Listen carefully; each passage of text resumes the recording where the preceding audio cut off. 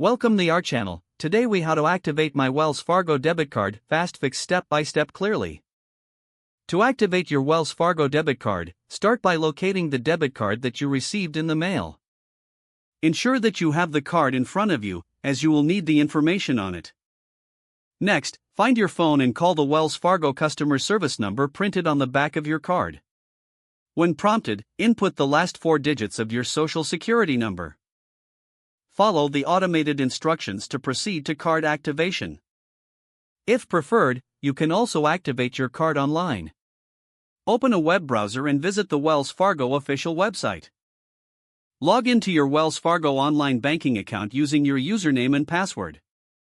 Once you are logged in, navigate to the Account Services section. Look for the option to activate a debit card and select it. You will need to provide the card number and possibly the last 4 digits of your social security number again. After entering the required information, follow the prompts to complete the activation process.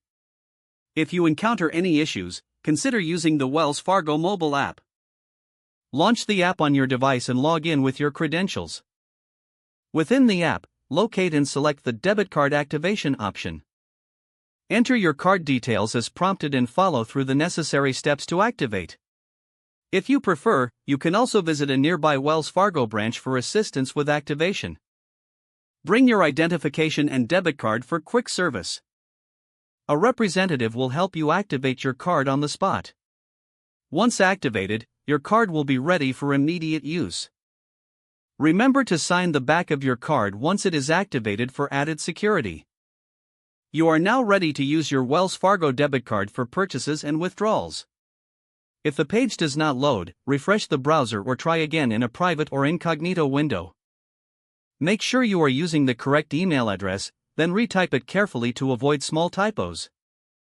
If your password is not accepted, use the reset option and create a new strong password you can remember. Check your spam folder for verification or security emails, then complete any requested confirmation steps. Enable two-factor authentication if available to improve account security and reduce unauthorized access risk. After signing in, review your profile details so your contact information and settings are accurate and current. Don't forget to like this video and subscribe to our channel for more step-by-step tech guides.